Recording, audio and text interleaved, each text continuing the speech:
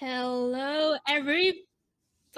Welcome to the VML Season 10. Happy Friday. My name's Haiyue. I'm here with Beky. We're sponsored by Wizards of the Coast and Good Luck High Five. And we're bringing coverage of week 3 of Season 10. Oh my goodness, Beky, the weeks just keep on going by. I know, I'm, like, already a busy person, and then you add all this on, and I mean, first of all, we're in season 10. That's crazy for us who've been here Season since the X. very start, like, we've come so far, and it's beautiful to see, and now we're already in week 3. It just feels like it all blazes by. Time for a long time has already been a figment to me, and it's just officially completely never feels real. Yeah, like for something that started during the pandemic, I think we've been especially Yeah. beset by this like curse of time not being real. We are bringing you coverage of our awesome standard tournament. If you've not seen the VML before, you have no idea what's going on. We are an awesome community league for people of marginalized genders. We have some pretty cool prizes attached to each season. The top 8 get invites to their local regional championships. Top 16 get invites to their arena qualifier weekend. And of course, everybody gets to compete in the, not everybody, at the top 8 also get the opportunity to compete in the VML Championships, which is coming up in August. And that's going to have 2 Pro Tour invites attached. That's right, Wow. invites straight to the PT from the VML. Did not imagine that could be a thing when we started out with our little pandemic baby. Yeah, I know. Back It's then. so weird too, because like, the time that I'd even been asked to start casting was, like, right before COVID was, like, booming, but, like, season 1 was, like, halfway through. COVID hit, everything shut down. It was crazy to then all of a sudden be like, "Hey, maybe this is, like, a really good thing for what's happening in the world right now. Like, we're already set up to just keep doing what we were doing. Alright, cool, let's go. Here we are." Yeah, and it's super cool that, as we get back to the tabletop, get to the events, we can also give our players a way to access those and get their invites, punch their tickets through the VML as well. So fantastic stuff. We are playing standard. Standard is the format for the VML.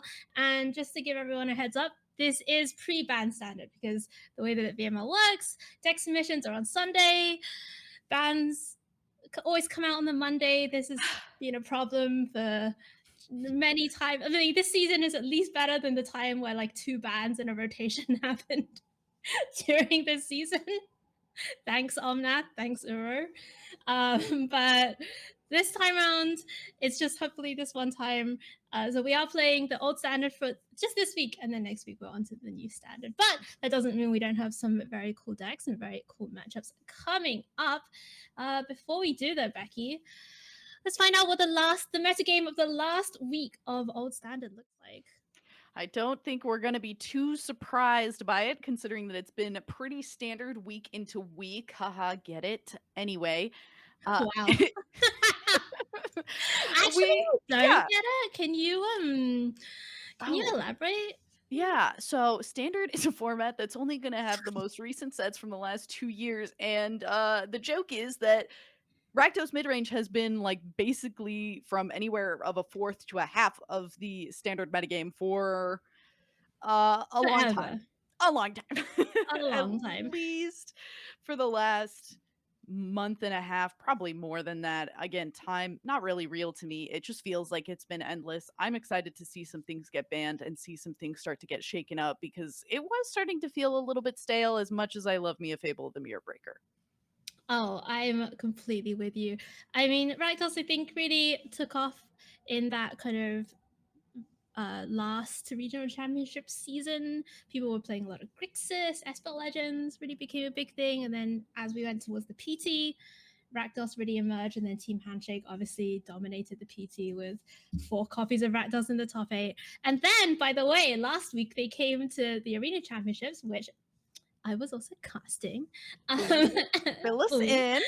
Yeah, and they brought this Jeskai Dragon's deck, which is now immediately became the 3rd most popular deck in the I VML. mean, it's a really cool direction to end up kind of turning things in, and I love seeing players who, especially in those kind of smaller tournaments, get a little more flexibility in what they can bring. Like, yeah, the stock Rakdos midrange deck is just going to be good against like a really large and wide field. And I love how they got to bring something new. They got to do a little bit of a change, and they even got to say, "Hey, I think a lot of people are going to think that we're going to bring Rakdos midrange. Let's shake it up big time." And some people are doing that in the VML as well. For sure. All right, let's have a look at our first match of the evening. See who we're going to be playing. It's Keyo. This is from Division 9. We are down in Divisions 9 through 12 for week number 3. Esper Legends. This is a deck, by the way, Beky, that didn't get hit at all. At all. No, and it probably is going to go back to being considered the strongest deck, I would imagine, because Shieldred is safe, and Shieldred is, by a lot of accounts, I think would consider probably now the strongest card in Standard. Rafine pretty close behind. I think Rafine suffers from being those 3 colors, but is just so potent and allows you to smooth out so much that I imagine that this deck is going to kind of skyrocket in popularity.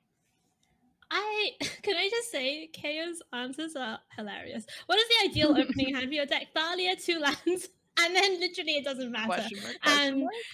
I mean, that is the experience playing against Esper Legends. It's just Mhm. always, every time you see them start tapping mana on turn 2, your heart just sinks, and it's just always. Well, you hate Thalia, so I understand why do. your heart is sinking, but Yeah, I think she's probably my least favorite card ever printed. Let's have a look at who Keyo is going up against in Division 9. Oh, it's 2 players both at 2-0, Beky, which is pretty sweet. It's Harmony, and she has brought Mono Blue Tempo, another deck that has not been touched by the bans. And this deck, Beky, has been kind of hanging around ever since really the start of this standard format, maybe even a year ago or so. We've seen Delver lists, we've seen non-Delver lists. Harmony's decided no Delver for her. yeah, I am kind of a fan of just like this pretty stock direction. I mean, there's even some things that are pretty different from, I guess, stock lists. We're playing things like those disdainful strokes and change the equation in the main, and that's going to be allowing for some interesting diversity as far as counter spells are going to be concerned, which I think is also going to be quite helpful against this Esper Legends list. But sometimes this deck does just have awkward draws, and you can't really compete with the amount of creatures that are being pushed onto the board, especially in the main deck. Right, and she's just got the 2 copies of the Tolarian Terror, so a little bit of terror, not the full complement of terror for Harmony. Just a little bit. I mean, it sucks if you're in the early game and you get kind of flooded on Tolarian Terrors, which I think is why people have kind of gone down on copies as time has gone on. But I do think things that we should watch, like astutely, are going to be things like that March of Swirling Mist, because just kind of messing up combat a little bit for the Esper Legends deck is going to be very important. All right, fantastic. Let's go down to the action and find out what it's going to be like. Esper Legends versus Mono Blue Tempo. What are we watching out for, Beky? Ooh, I mean, I think we would be watching out for some white mana if we were KO. Unfortunately for them, 2 blue-black lands, so not going to be able to have that, and no Thalia in the opening hand. This hand at least better on mana, but rough on early plays, and it kind of hurts to have the mono blue player just get to sit and kind of set up, as it were, especially being able to spend time drawing new cards, fixing the hand, and then all of a sudden you're like, oh, I wasn't able to get you dead fast enough. For sure. And no double white for Adeline just yet. How's that Plaza of Heroes? Needs to find something else. Danik is a start, though. He's going to hit the battlefield. Yeah, and that's not the most impactful card in this matchup, but it is just like a 2-mana legend, so you're just happy to have something on the board. Would have probably preferred the Thalia, certainly, and I think KO understands that. And unfortunately, she's a turn behind. At least Thalia isn't competing with Adeline, considering that we don't have 2 white mana, so we couldn't even play Adeline if we wanted to, so Thalia will be hitting the board. Well, hitting the stack. Hitting a stack, yeah. And then I mean, disappearing. playing something into 2 mana is a very, very different proposition to playing it into 1 mana. Rona, Herald of Invasion, the draw. There is a Shieldred as well. The Shieldred does do a number back here on these blue decks if she can resolve. Mhm. Yeah, and with that in mind, you see that Keyo has decided to go ahead and play Rona instead, thinking of that make disappear now and trying to play around that as much as possible. Instead, Moment of Truth is just going to continue to fix Harmony's hand. And that's going to be a pretty good place for Harmony, not looking too bad as far as life is concerned. And we're in a place Ooh. where Rona isn't going to be doing a ton of damage, but the flip on Rona could be potentially spooky, but KO's very far away from that. Yeah, no mana found, just a copy of Scrub Defector Might. So could use this again, but it's just going to be Shieldred, trying to use up all of that mana. There is an untapped trigger from Rona. Shieldred is going to be met with the Assimilate Essence. And honestly, I'm looking through Harmony's list, and she has really loaded up on the counters. And I say this as a representative of the counter spell community. Like, there's 3 negates in the main. The full forming disappears. 2 change the equation. 2 disdainful stroke, but 1 disdainful stroke, and 2 assimilate essence as well. Fresh out of March of the Machine. Haughty Jin is down now, and there is that second white source for Adeline. Second white source, but it's also a really clean way to answer Hottie because of that channel ability. You can't counter it. So it is a really great way with, if this Hottie were to block, then Iganjo is able to do some really great things. Mhm. Unfortunately for KO though, things like Fading Hope can still save the Hottie or Harmony will simply decide to not block. But Ganjo still is going to make attacking a little bit difficult. Yeah, a little bit difficult. No white mana right now, so it's kind of safe from the Aganjo, but this is the kind of interesting. Like, I think most of the time when you die to these mono blue decks, it's like they do nothing to you for turns and turns and turns, and then suddenly they have 2 12 12 40 turns and you're just dead. But this Very true. time he's staying back on blocks, and he's gonna be, I assume, kicked out of this Imperial Palace is the flavor. I think that's kind of the idea, I would assume. And we'll see if Harmony is going to have a way to rescue this Hottie back into hand. And a different kind of way to do it is going to be the March of Swirling Mist. Just go ahead and phase everybody out because we got the mana to phase every last person out. Okay, I mean, they're all being phased out.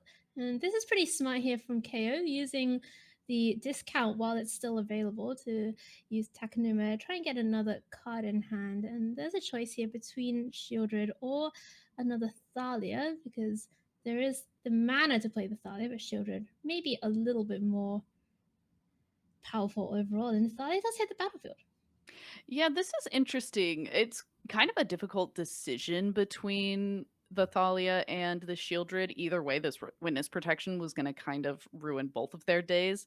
So that part's a little unfortunate, but it is kind of a tough decision. You Oh my do have the goodness, mana look for at Shieldred, this! but Becky, it's the 2 copies of Legitimate Business Person, yep, but because they're both legendary, they actually legend rule each other, which is wild. there can only be one legitimate business person.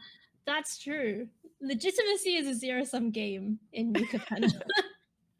Apparently so. Dennick does go to the bin. Thankfully, that disturb is very Ooh. helpful. But ooh, and that was kind of quick. That makes me concerned that the only thing left in Harmony's hand is nothing. And that's kind of the downside to playing those moment of truths compared to something like those Mm, flow of knowledges. You don't keep as many cards in your hand, but they do right. cost a whole lot less mana. And unfortunately, not having cards in hand and not having enough diverse answers is kind of what did Harmony in there. All right, so it's going to be game 1 going to Esper Legends in the hands of KO. And looking a little bit at the sideboard here, 2 copies of Cut Down available, some Destroy Evils, Disable Stroke, Kika's Mind, Invasion of Govakhan is pretty interesting one, Negate Surge of Salvation. See some Destroy Evil coming in. Not a lot of changes being Mhm. made. Basically just sticking to the game plan here, Becky. Yeah, I am kind of a fan of that. I think that this deck in particular is quite good against the mono blue deck, and the mono blue deck was kind of resurging in popularity because this one was falling off. Basically, the mono blue deck doesn't want to deal with any deck that is playing creatures on 1 and 2 mana for the most part because that just runs them over. And Mm. all of a sudden, this Esper Legends deck is back. It's always back. It'll never. Maybe it never went away. Assimilate Essence takes care of the first threat, Denick. And that's going to be the follow up in Adeline.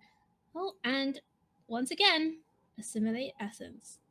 We have so much essence. Assimilate.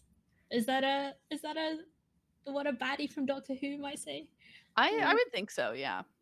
And Okay. it looks like the decision to use that main phase Moment of Truth was likely just trying to hit land drops. Comfortably, the Mm, mono blue deck wants to be at about 5, 6 lands before it right. really starts kind of purring. And you need to be able to play your Hadijin and immediately be able to protect it. And that comes with having quite a bit of mana. And Keyo, though not putting a ton of pressure on Harmony's life No, total.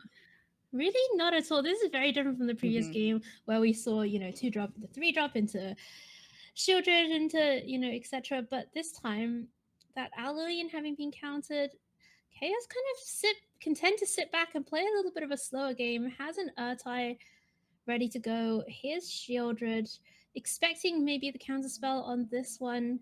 There it is, and still holding on to Io the Dawn Sky and Urtai Resurrected in hand, as well as a copy of Go for the Throat. Now, who does the long game favor here, Becky? It's kind of hard to tell. I think I would put it slightly in Harmony's court as long as Harmony is able to kind of keep up with all the things that KO is slowly dropping. KO's trying to land like one big thing, like the Shieldred or the AO. But if we're able to disdainful stroke all the things that do come down, Harmony's just waiting for a moment to either draw a Hadijin or something else that's going to be able to fight back in basically 2 turns.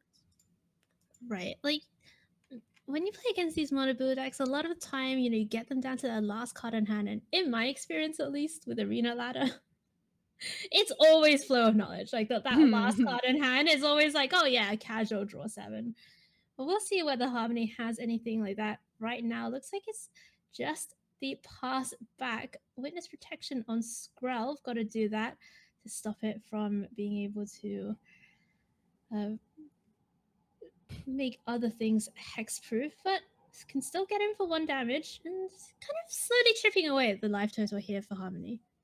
Yeah, Harmony notably has only played 1 land in the last 3 turns, so you know that the last cards in hand are either counter spells or things like more witness protections that we're just holding out for putting onto more pressing creatures that could come into play. And this is a place where I would maybe be a little bit scared for Harmony, because as you're starting to drop down to 5 life, it's like, okay, we gotta start putting some things together. All of a sudden, a one Right. three for 2 mana is basically It kind swinging the tide. right. Pretty scary. And yeah, you're gonna see witness protection now deployed on this 3/2. That's the scariest thing. Can use one of these Plaza of Heroes. That really is one of the strongest things about this deck. Plaza of Heroes doing the fixing, but also just protecting those legendary creatures. Can Harmony find anything here? I mean, like she really needs something like a flow of insight, some card draw, Yeah. maybe some more interaction.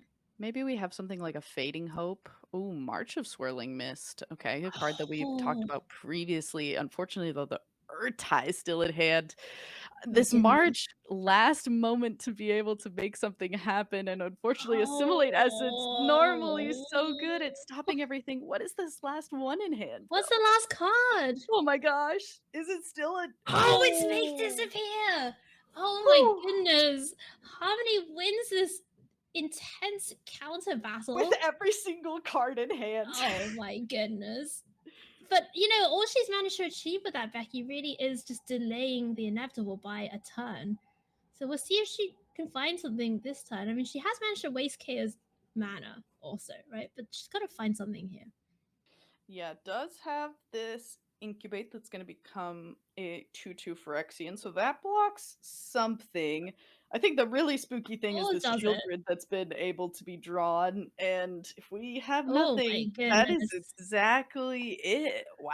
Wow. What games?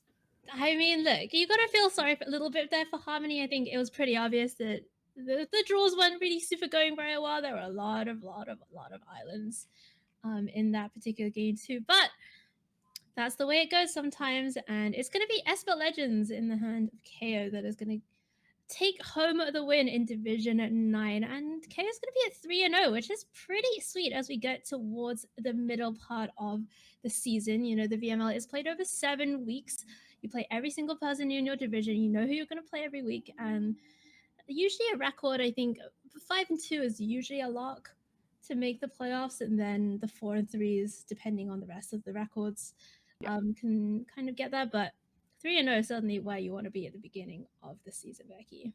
Yeah, a great place to be. And I mean, in Harmony's seat too, not really counted out. As we mentioned, 5-2 still gonna likely be okay. And at 2-1, you got a little bit of room. You're still feeling pretty safe. You're still in a good spot. And yeah, sometimes a week just doesn't go your way. That's a part of how magic works. That is, in fact, a part of how magic works. All right, so for both players, it's on to the next week, on to new standard, which is very exciting. And you know, I cannot wait to see what both of them pull out of the bag for next week as I mean, maybe well. they just register the same things. They don't That's need to true. change. That's true, actually. Honestly, I'm. It's gonna be interesting to figure out like what the decks look like even going into the next year. I feel like there's been this a lot of attention on standard the last few months. Obviously, it was the format of the competitive season, all of the RCs from around the world, and then the PT was standard, and then you know, usually people in the VML, we're the ones playing standard and everybody else is playing Yeah. those other formats. And then we've been banging on about how great standard was for the last year or so. Everyone played standard for a bit. Everyone's like, standard's great. And now attention is moving on again. So I'm excited to find out what we're going to be up to in this format. And Beky, should we also find out what we're going to be up to in our second match? Let's do it. I'm interested to see. Do we see some banned cards? It looks like we're gonna see a lot Oh of them. yeah, But a this lot. one, but this one's a little bit spicy. You mentioned that you like your limited cards quite a bit. How do you feel I about do. Archfiend of the Dross? Oh my goodness, is that in this deck? It's in the deck. Oh my goodness, Archfiend of the Dross, straight out of Fire Exhale will be one limited. That's the 4 mana flyer. It's the 6. Oh, it's the oil counters one. And then Mm-hmm. in your upkeep, you remove oil counters, and then if it doesn't have any, you lose. But Mm-hmm. it has that like that drain effect. Yeah. It's like Every a time a mini creature meat hook dies. massacre. Yeah, it's Yeah. I don't think I've ever beaten it in limited, but a standard might be a different thing. And it looks like Jenny also has a lovely little. Okay, I'm not super well versed on lizards, but this bearded dragon looks quite lovely, and maybe is Oh, a Magic the Gathering master, or and possibly the reason that this Archfiend of the Dross is in the deck. I don't know. I mean, that's a pretty exotic pet right there, Jenny. um, I would love to see it. Love to see it. Rakdos midrange. I mean, we've seen this deck a lot of times. It's Blood Type Harvester, it's Fable, it's Reckoner Bank Busters. You know it, you love it, You or you know, don't. yeah, one way or the other. Let's see who's on the other side and what they have brought to this particular event. It's Jesus Loves Unicorns, and JLu has brought Jeskai Dragons, which is the new hotness. Whew. Yeah. It's Yeah. yeah, I mean, you probably know a bit more about this deck than me in Yeah. Should particular I as should I yeah, give you go the crazy, old please. rundown? Yeah. So well, this is the deck that was brought by Team Handshake, Nathan Stoyer and co to the Arena Championships. Andre Strasky, I believe, did very, very, very well with it. Came second. And then Basovic did very well with it. Basically, their whole team brought it. They love this deck. They built it to beat Rakdos. They said, okay, and this is kind of something that I really admire about them is that they just work so hard. They True. dominated the PT with Rakdos. Just absolutely dominated. 4 copies in the top 8. That's insane. And then they could really have phoned it in, honestly, They for could have. Arena Champs. They could have just been like, we already broke it. We made the best deck. Let's just do that again. But no, they decided to make a deck that beat their own best deck from the PT, or at least that was the intention. And they brought this Jeskai Dragons list. They called it Splinter Twin, Zergo and Urja type plus Invasion of Gobakhan, allegedly the Splinter and Twin. On the day, Sure. it didn't do necessarily as well as they hoped, but it certainly did well enough to put a lot of their competitors pretty deep into the tournament, especially with Andre. And I don't know. I mean, obviously, anytime Andre says that he's gonna retire or it's his last It's all last fake chance to do news. I whatever, don't know. yeah, Something but brings him back every single time. it's just got that hunger, you know. Yeah, and you were drive. saying like they could have phoned it in. All of them could have, but if you name any of those people, they're not phone it in kind of people. And No. they're exactly the type of people who I would expect to make one of the strongest decks and then the next like 2 weeks be like, "Okay, how do we beat this deck that we just made the best deck in the format?" They all are that type of Right. people to me. And congratulations, like they did it, and we're getting to see some of this new hotness in this Jeskai Dragons list, and we'll see. Will it be able to be Rakdos as it was intended? All right, let's find out. Let's go down to the action. We have uh Jenny up against Lou. We're gonna have a look at it. It's gonna be from the point of view of Jenny on the Rakdos desk. Ooh, that's a beautiful swamp there. First of all, props to that. And this is a nice hand. Blood Tithe Harvester, Double Trespasser, and Fable Becky. Yeah, I mean, you can't ask for too much more other than maybe that Graveyard Trespasser be a Reckoner Bankbuster. Like, we could use a few more banned cards in this opening Mm, hand, but I suppose beggars can't be choosers is the phrase. something like that. That's what they tell me. Anyway, you know. Looks These like these these band cards, we're here to savor them for 1 week longer. last moment too.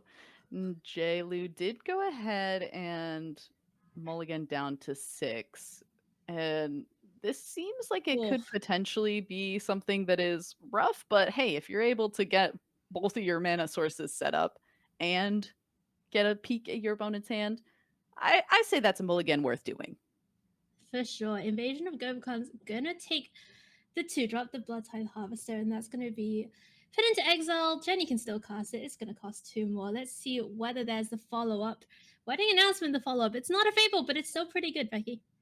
Yeah, I mean, wedding announcement is probably, I think now that Fable the Mirror Breaker has hit the bin, I think is going to be a card that a lot of people start like we got to revolve around another 3 mana enchantment here, and I think that wedding announcement is one that was already considered to be pretty strong and is going to kind of take a little bit of the forefront. And as it gets into this turn number 4, we might see Lou really try to put pressure on this invasion or just continue to set up a little bit more. And it looks like setup is going to be the game plan as that Fable, not on turn 3, but hey, still a powerful enough card that the next turn is A-okay. Certainly is. Here's Fable for Jenny getting to do a little bit of card selection. And there he is, the other banned card from the set, Reckoner Bankbuster. Could drop Shieldred this turn, though. The mana is, mostly tapped out from Lou. No real chance of getting this Shieldred countered. Goblin Shaman is going to be coming in. The Wow. big question, Becky, as we go over to the next turn from Lou, is there going to be a dragon? I mean, I'm From hoping the so. I deck? want a dragon to come into play. Unfortunately for Lou, nothing feels worse than a Shieldred coming down and you going to chapter 2 on your Fable the Mirror Breaker. And I Mhm. guess, like, thankfully, Fable's going to be banned now. You're never going to have that feels bad anymore. Well, not in this format. Not in this format. Anyway. That's true. I guess I won't speak too much for the people playing Pioneer, where both of these cards are still pretty big players. Yeah, if you want to get your Fable and Shieldred fix, you can go down over. There's step 1. There's that 5th mana source. Did Lou not put anything I in don't the think bin? so. I think too scared about losing life from Shieldred. I kind of understand and would feel similarly, and instead it's going to be Invasion of New Oh. Phyrexia. That gives us quite a few pieces on the battlefield, and we've Oh amassed my a little bit of an goodness. army. That is quite a lot of tokens. Wedding announcement is flipped. That's going to be pumping all of them. Blood Tithe Harvester comes down. There's a reflection. And, Jenny has done a good job of putting a lot of creatures on the battlefield. Certainly looking like a pretty stable board, but look at all of these knights and soldiers just ready and waiting. Let's see what JLu can do. Not really a lot of good attacks though, Beky. Are you just throwing creatures away here to try to chip some of these?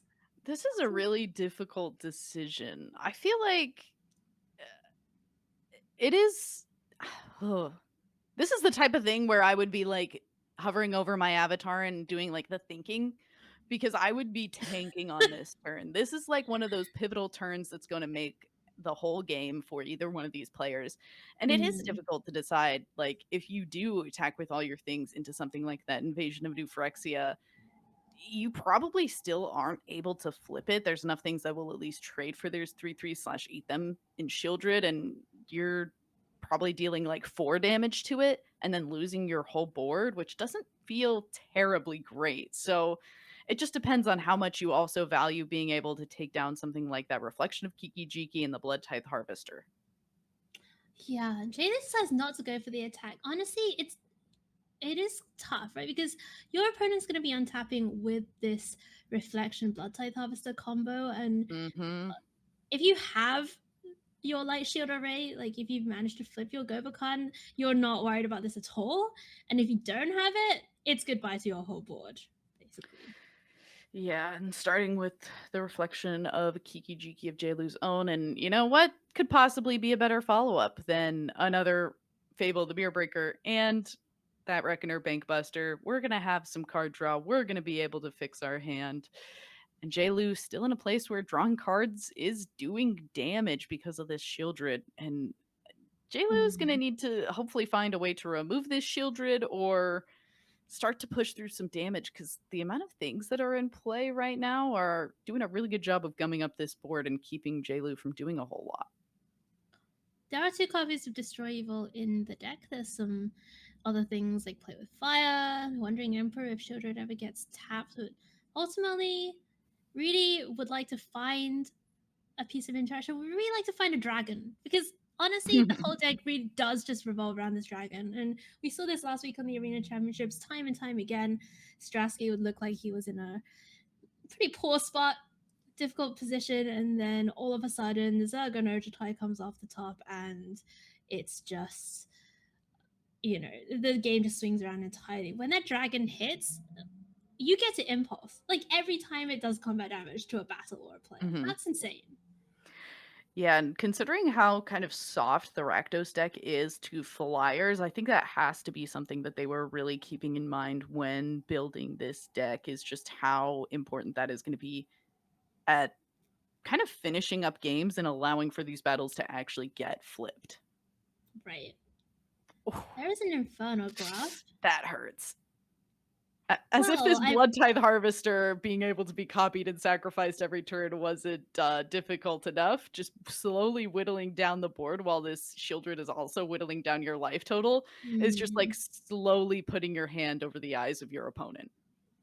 right. And, we think back to that turn a little while ago when JLo had the option to maybe send everything and force some blocks or, just get something eaten. And I honestly wonder, Beky, if it wasn't worth it, obviously in hindsight from this position, to just have thrown some things away and get that Gobakhan flip to maybe get the Blood Tithe Harvester off the battlefield.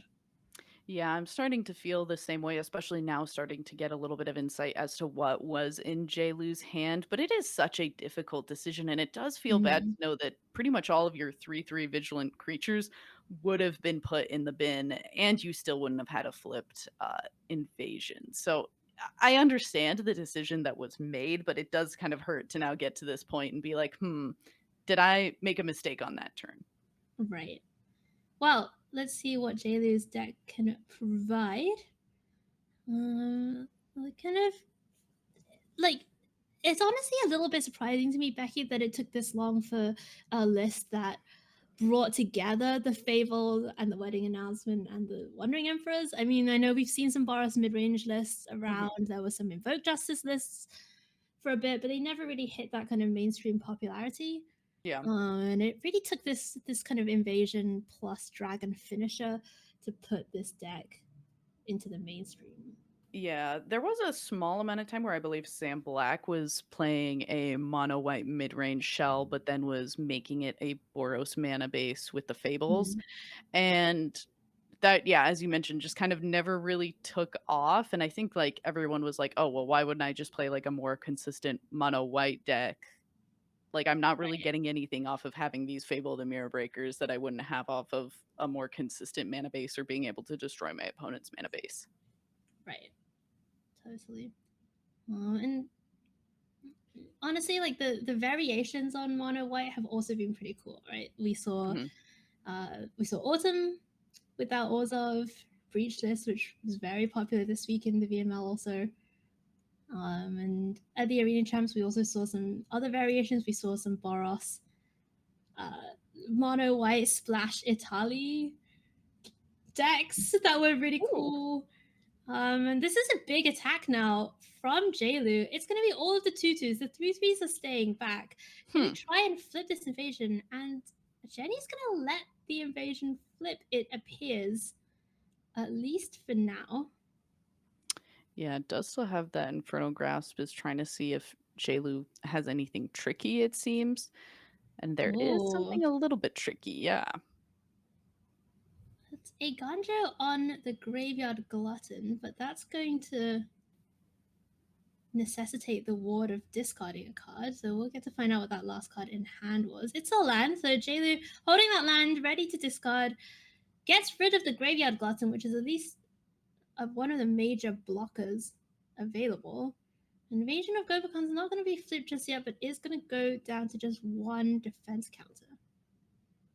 Yeah, and unfortunately, it might be a little bit too late. Those 3/3s did stay back, but the Shieldred and Blood Tithe Harvester and copied Blood Tithe Harvester are going to be able to attack. And in putting Jaylu at such a low life total, this Shieldred, I think, if we're not able to remove it once again, is just going to be the kind of too little, too late marker as we hover that cut down that can't quite kill those 3/3 tokens. No, and usually they can kill the tokens, but not when. Not today.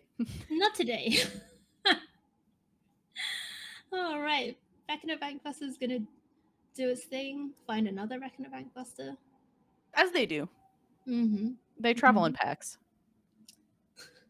Or They're like not anymore, buses. I guess. Well, not anymore. I was about to say they're like buses. Like, you know, you wait Mhm. around for ages and then two come along at once. Wow, this harvester reflection combo, like, I It know we've hurts. seen this before, but it just is so oppressive.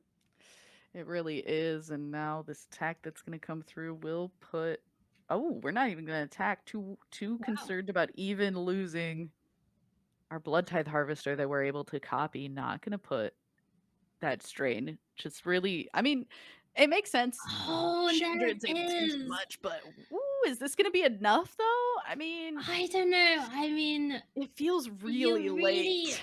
right, you really would have wanted this earlier. I mean, at least you're only attacking with one creature, so that's going to give you another token from the wedding announcement. But Shieldred means that you're essentially at four.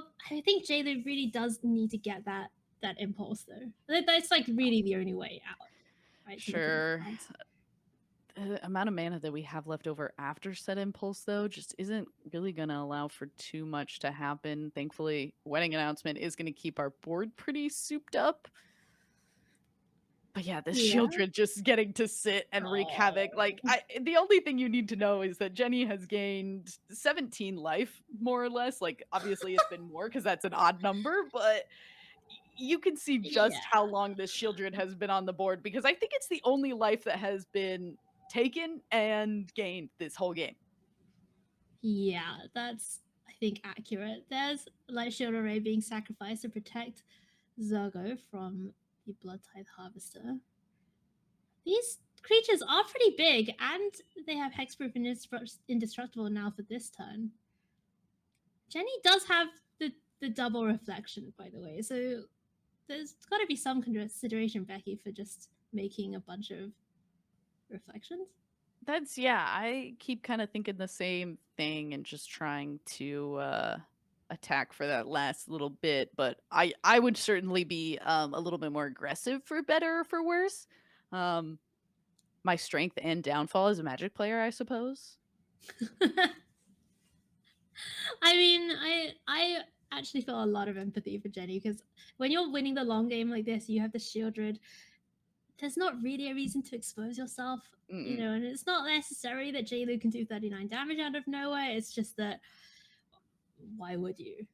Yeah. You're gonna sit here, you're gonna win with this Shieldred. Maybe if Shieldred gets killed, then you have something to think about. But Zergo and Urgetite is a 7/7. Can Jaylu even really afford to attack with it? I wonder what she drew. I mean, if you're not attacking with it, I think it's likely going to be taken down by a Blood Tithe Harvester sacrifice anyway. Right. That would be my assumption, but we are going to let this flip into the new Teferi as Okay. well after Zergo gets to Impulse. Okay, so Teferi is now gonna go on the stack. I definitely know what the new Teferi does by heart. One of the modes is definitely an emblem. It's an emblem Sweaty? that gives you a nice +1/+0 and War 1. I know that. Oh, Okay. okay. Oh, and followed up with Vigilance. Uh-huh. Yeah, that makes sense. Okay, so oh my god. Okay, so this Teferi can tap some creatures and shuffle something away, but you can't really tap your creatures, right? Like Yeah, I don't think so. that's you're a 4. Like how are you gonna Yeah, can live? we tap our creatures, gain some life, and then also untap them to block? That's what we need this Teferi ability to do. Yeah, I mean Teferi is pretty good at tapping in other circumstances, but no, that's gonna do it. And Jadu found that Zergo and Urgetite a little bit too late there in that game to really make use of it, but still was pretty powerful. And we're going to go to game number 2, game 1, going in the favor of Rakdos Midrange. I see some duresses coming straight in, Beky. Yeah, I'm kind of a big fan. It is able to get over those Invasion of Gobakons, and we got to see how kind of tricky it made the game. Sure, over the long haul, Jenny was able to make it all work out, but just being able to have that in your opening hand and make sure that you're not going to get Invasion of Gobakon on turn number 2 has got to be something that would make a pretty big difference. And you can see Jenny being really thorough, trying to look back at what happened and what was on the board at the end of the game, see if that Brotherhood's end is going to be something that would actually make a difference as far as being able to wipe the board that got so gummed up and did stop Jenny from even being able to attack for that last bit of damage. Yeah, it's actually pretty interesting siding against this Jeskai deck. There's some cards like Lithomantic Barrage, for example, that I mean does some stuff obviously against Wandering Emperor and Teferi, but not actually very good against the dragon. You don't often get the chance. Yeah. Since it's at sorcery speed, and the dragon has hexproof when it comes down. Once it flips the invasion, it's pretty tough. But stuff like Brotherhood's End is certainly helpful. I think the edict effects, Gix's command, pretty helpful as well if you can manage to use the mode that edict's the biggest thing. But certainly you do have to think about what the removal suite you want that is. Mm-hmm.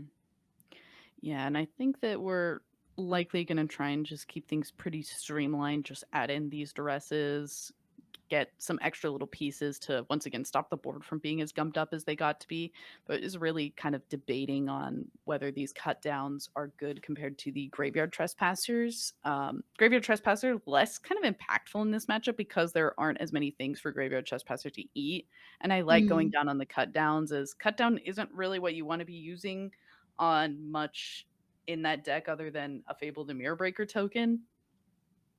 No, exactly. And honestly, on the draw, I can definitely see why you'd want to keep some in, like you said, for those Fable tokens, but just shaving a couple seems pretty decent. And 2 duresses, Beky, that's a nice opener here for Jenny out of the sideboard.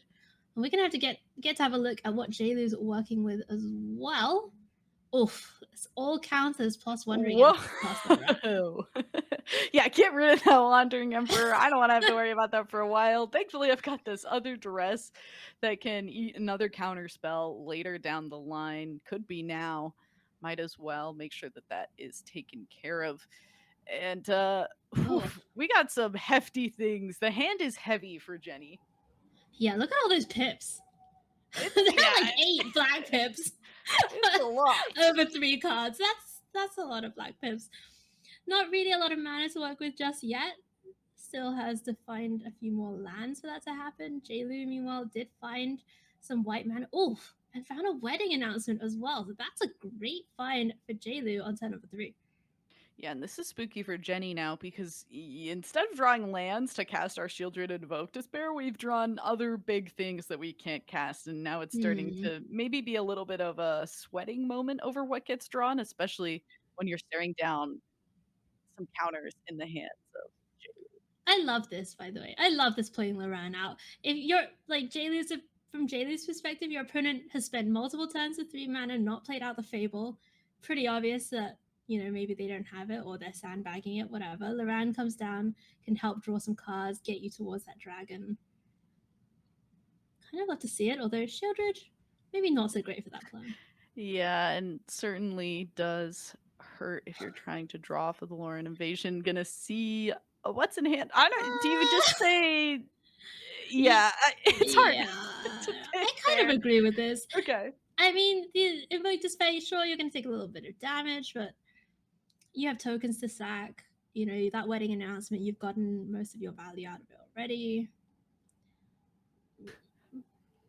I feel like we've had a few situations that were just like, what do you even pick here for both sides? It's just a rough place to be thinking about this Invoke Despair. Is it worth it to just get rid of one of these tokens?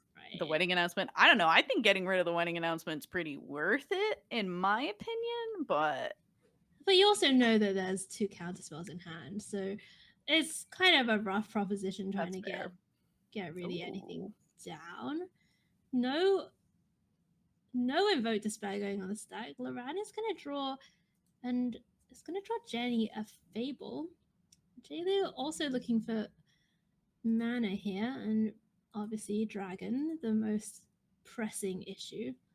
And once again, Jaylu in a spot where she could send everything at the Scobacon and just kind of take the hit on one of the tokens. And this time she knows a little bit more, right? There's a lot Mhm. more information about what's in Jenny's hand. Yeah, I would be definitely interested in getting this to flip because that also is going to just like help protect anything else that we follow this up with. But it is, ooh, starting Hello? off with the abrade. Do we have another abrade? Ooh, Oh. that's gotta be scary to do this double abrade Oh to my put the shields goodness. down for that Invoke Despair, but it's gonna be the play. It's gonna allow for us to cleanly get through this invasion and do a bit of damage with some of these tokens. I mean, this is a huge attack, honestly. Like, it's only 6 now to face, but all of those creatures are getting +1/+1 counters. So even if you have to sacrifice your wedding announcement to the invoke, it's not the end of the world. The pumps are happening every turn.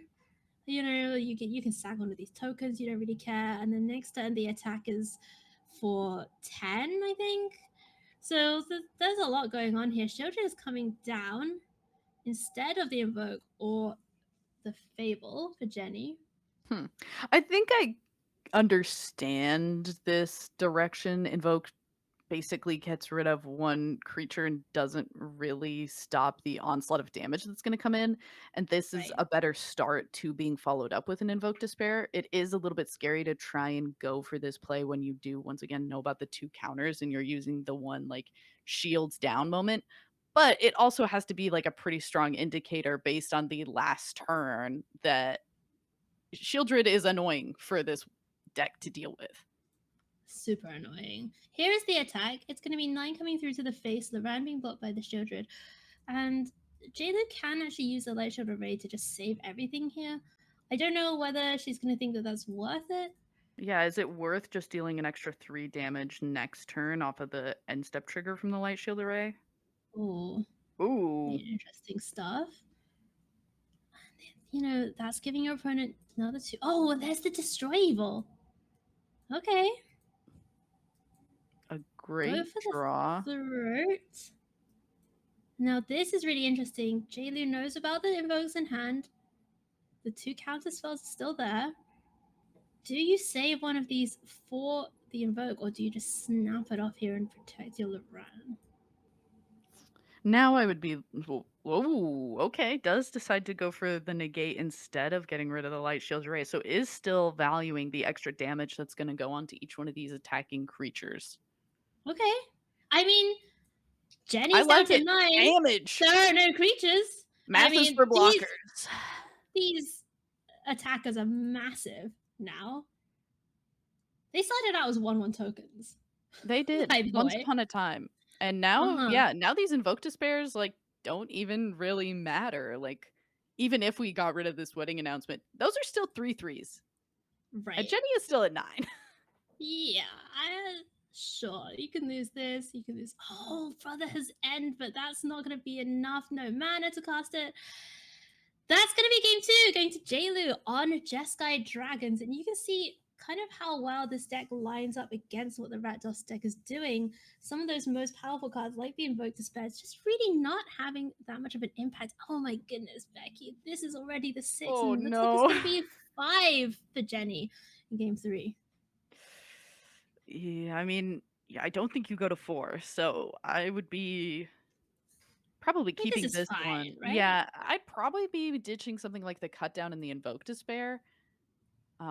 Just because the Cut Down feels so awkward against a lot of the tokens, but it looks like we're gonna go ahead and get rid of that go for the throat. Just costs a little bit too much mana, and we're hoping to maybe have a quick 1-2 curve. Does find that untapped source for turn number 2. Cut down is available. Bank Buster can actually just be deployed right now. JLo opens on basic planes, which is something you don't see very often from this deck. But the way that the Jeskai mana base works, it's a little tricky. There's no triome to work with. So you've got to kind of make it happen. Oh, a braid. That's heartbreaking for Jenny on the mulligan. Yeah, that hurts a lot. I mean, that was kind of when we were talking about reasons that Reckoner Bankbuster got banned, I was like, it does just kind of undo a lot of mulligans, which Mm. has its ups and downs in a format for sure. And being able to just stop that from happening here, cut down, kind of forced to go ahead and be deployed as quick as possible. And I mean, Shieldred was the single-handed reason that Jenny was able to win game number 1. So let's see if it Right. can be as powerful this time around. I mean, being the single-handed reason to win a game is very different from being the single thing you have A single to do. thing in the game? Yeah. The single thing, yeah, of the game. Kova Khan comes down. That's pretty good news, I think, here for JLo to see just, oh, no 4th land. Little bit of mana screw for JLo, and so all of a sudden the plot is thickening here with Blood Type Harvester being the draw. Jenny can kind of get aggressive with this Shieldred. And heck, I would be. I mean, Shieldred is already going to be one of the biggest damage dealing portions in the game if we had any foretelling from the first match. So just going ahead, trying to get in. And I think that that block from the 1/1 telegraphs a lot about JLu's hand. Oh my goodness. Fable of the Mirror Breaker, again, no land. And you're quite right, Beky, because that Fable has got a lot of hard work to do finding mana, and it cannot do that work if JLu is that low down on life totals. I mean, let's see if it's going to be able to undo the slow stabilization that's kind of coming from Jenny as well, who now, once again, is resigned to just not attacking through the amount of tokens. And I actually think that this is probably the most interesting thing that I see battles do, is it does stop people from being kind of rampantly aggressive back and forth, because you're like, oh, if I do attack, like, sure, I'm getting my opponent's life total that's at 12, mind you, down much lower. I'm also kind of opening up them getting this extra thing that is good for them. And especially like when Jenny is at 24 life and it doesn't really care if we take a bit of damage. Just gonna go ahead and hold things back. JGHayes gonna pitch a couple of cards to that Fable, looking for the land drops. Found the land drops. Not sure about pitching the dragon there, but maybe there are a lot of dragons in the deck, and it is pretty expensive. Can't even come down this turn, at least with the haste. Here's Invasion of New Phyrexia, so that's going to be filling up the battlefield once again with some of these smaller creatures. Chandra Hope's Beacon, not really in the realms of possibility for casting right now. Mm-hmm.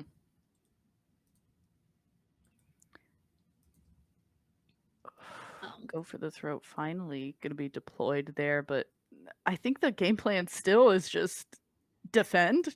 Children, save us.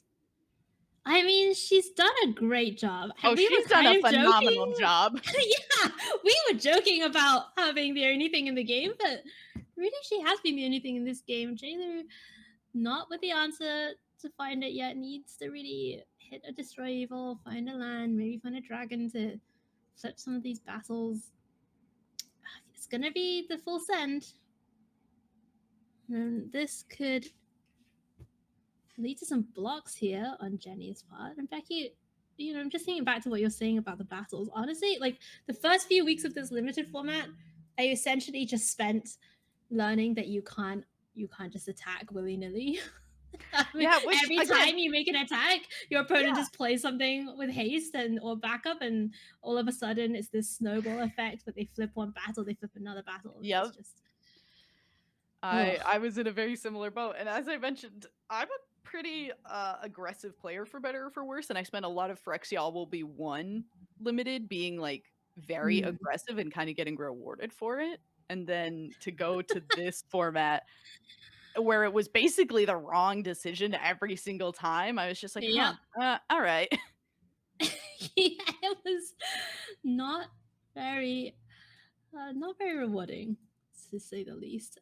Blood type harvest is going on the side. JGHayes still didn't find that 5th mana source. But it's going to be able to stop the second blood token being made, you know, so that you can...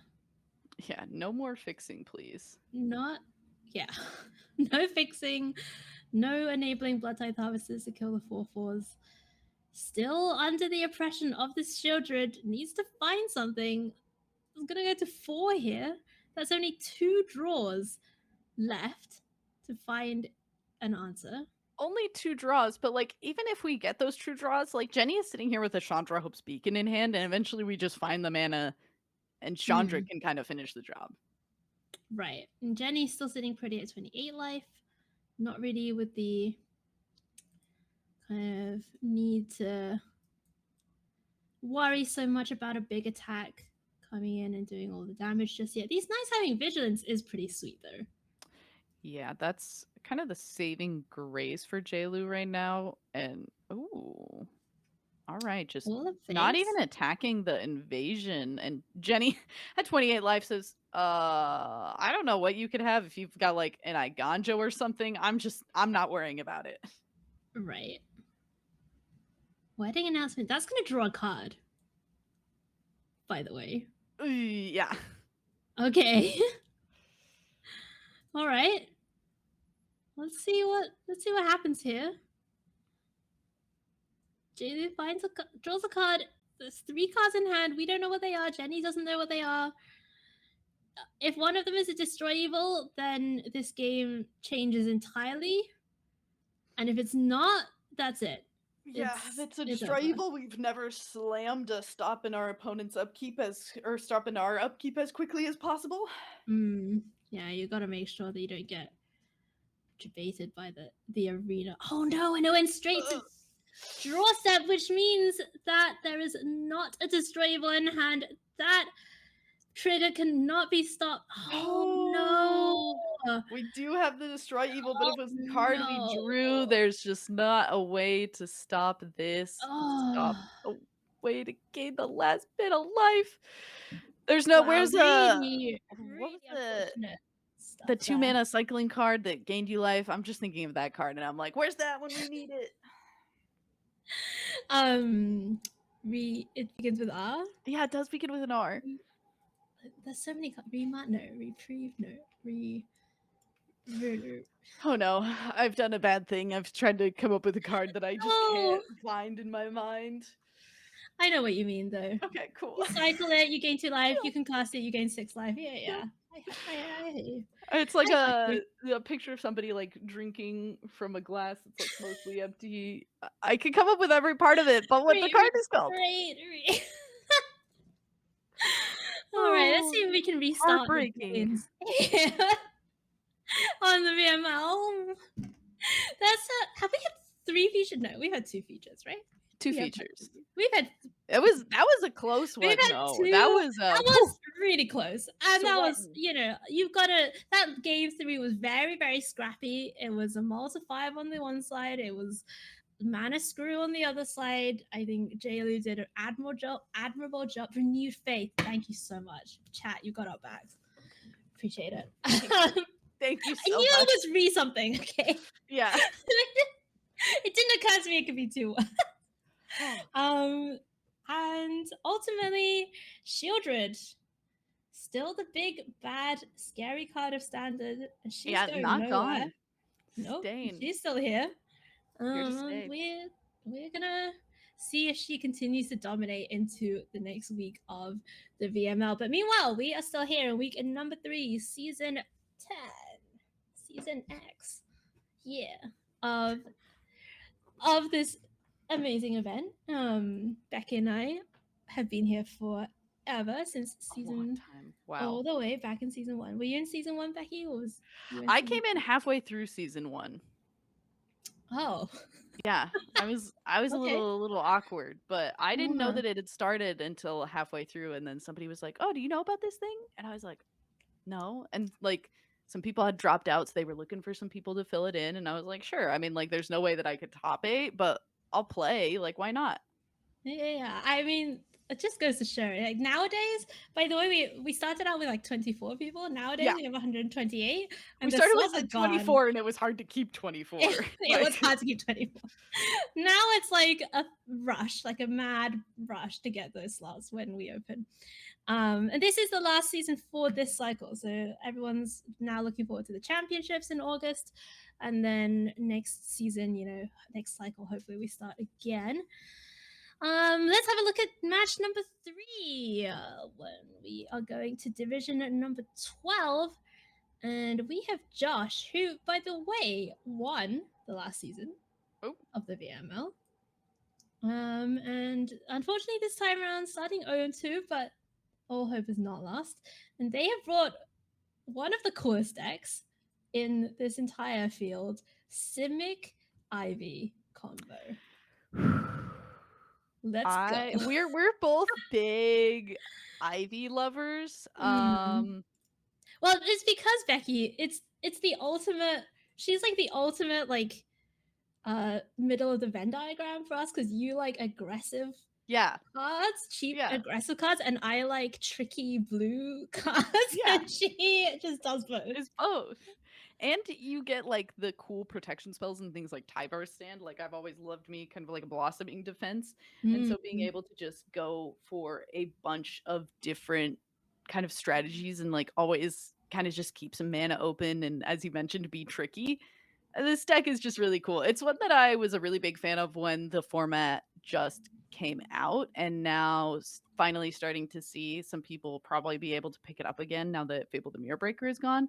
I think is going to be very nice. I'm excited to see a resurgence of some more pieces like this.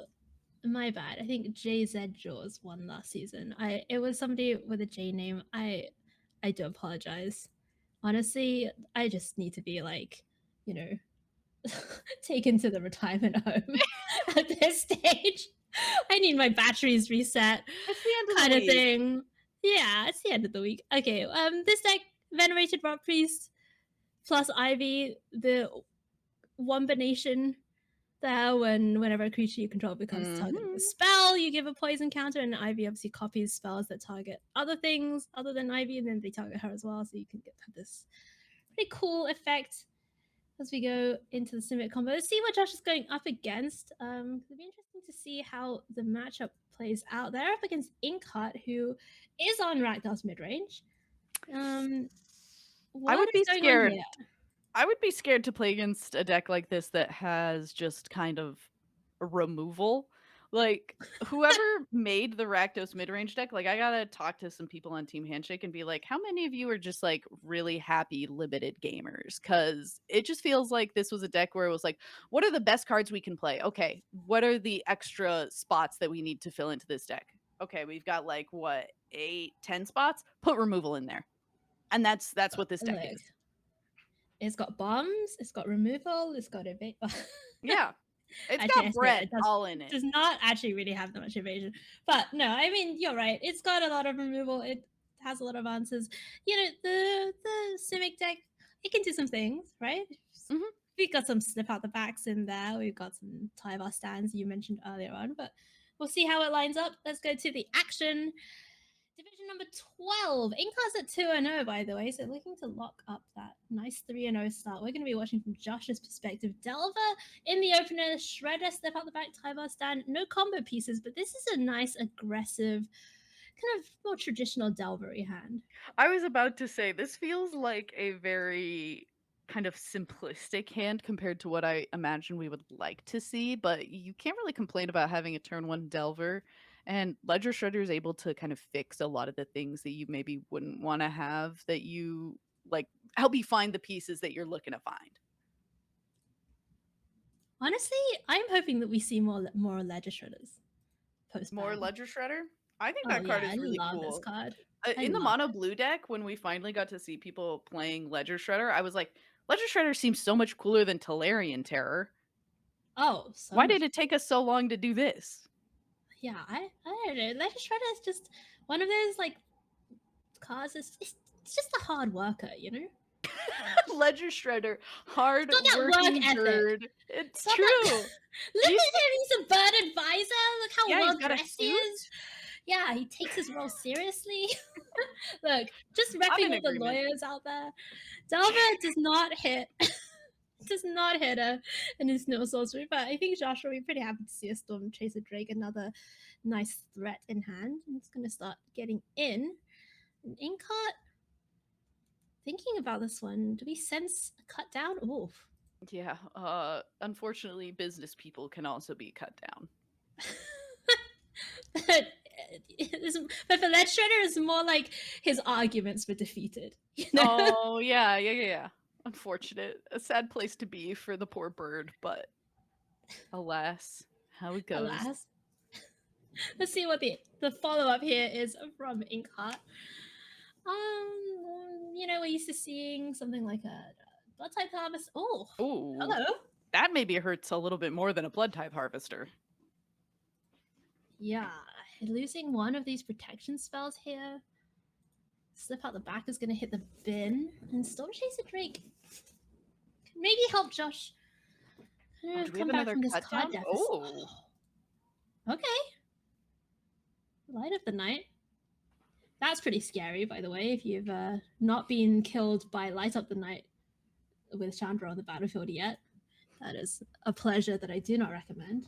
I was gonna say it has not happened to me, but every time I like even see it in the graveyard, I like am holding my breath. Yeah, it's not very fun. This is the kind of the problem with the Simic deck, Beky, and I think the thing that you would really worry about is when you don't draw the Ivy and the Rot Priest, it's just kind of boggles me. It's boggles without your creatures having the important bogle portion of hexproof. Like it really is rough that instead of your 1/1 or 2/1 having hexproof, it's got flying and it just gets taken care of by cut downs.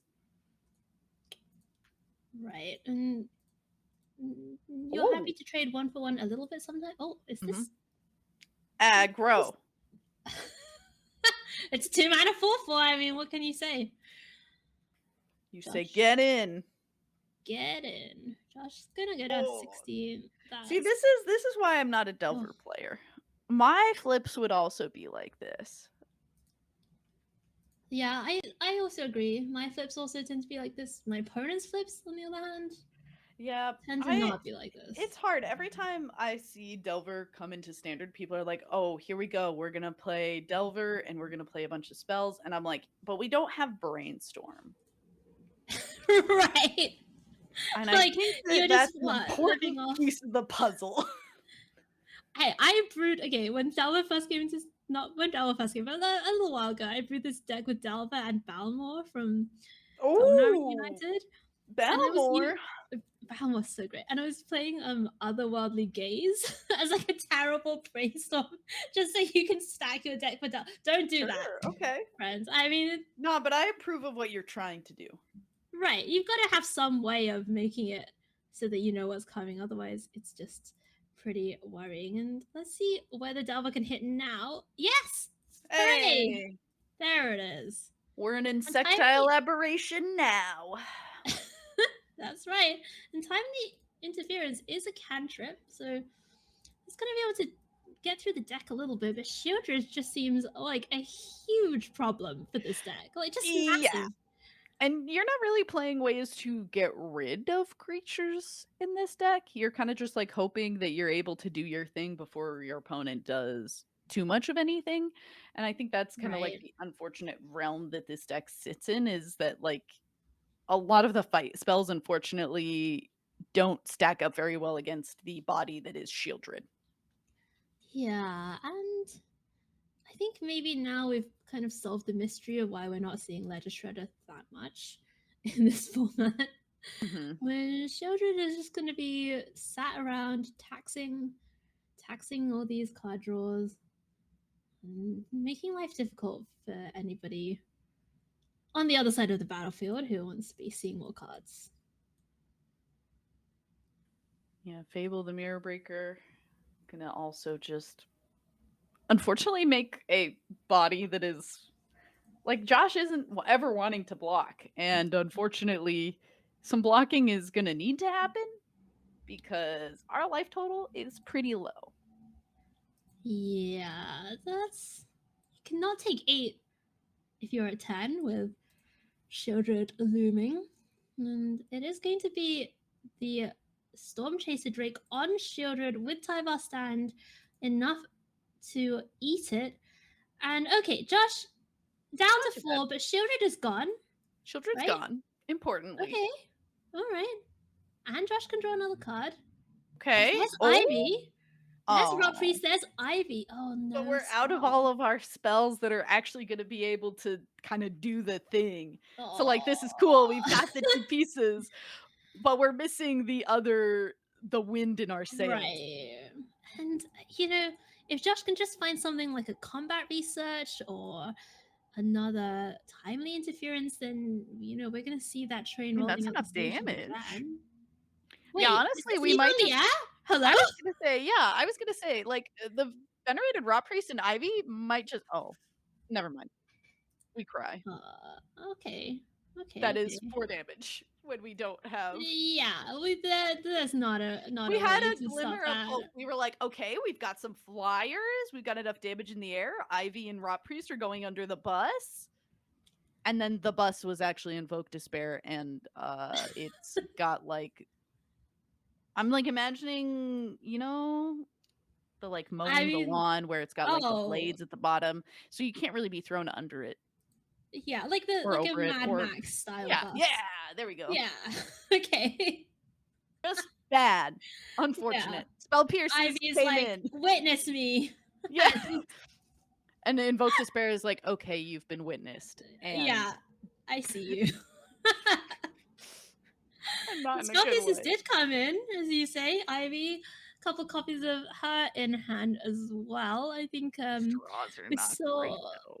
they're not great. Nope. And here's Bankbuster. At least that's going to be hit with the Spell Pierce. Let's see if Josh can find something to get this go. That's another. Okay, look. At least they're going to be able to stop what Inkheart is doing for the foreseeable. That's true. I think it will be unfortunate if this like goes Fable the Mirror Breaker and we start to feel like we've really done all the things, and then it gets followed up with another Shieldred. That can't get Spell Pierced, so that hurts a little bit. That definitely does hurt a little bit. There are 4 copies of Bring the Ending, which all came into the deck as well. I think we saw some March with Birching Life's leave. We saw just a few of the kind of more situational cards. Oh my goodness. Stop. I was gonna say the draws continue to be rough. There was no Fable from Inkheart. No spell really played. So at least for the moment, Josh is just kind of sitting pretty. Oh my goodness. Oh my no! This is goodness. heartbreaking to watch. I can't look. I know I have to look, but I can't look. I feel like we kind of cursed this to Yeah, happen. I mean, these So are we were going on pre-recorded, about how much we but loved Ivy. Oh no. Oh my it goodness. makes me so sad. And Inkheart really doesn't do that much. We saw how powerful Shieldred was in that last match up in this Rakdos deck. She's already done a lot of work this time playing around this Spell Pierce beautifully. Does not want to send 2 Spell Pierces at it, so Fable is going to resolve. Combat Research Unfortunately, is going to do something.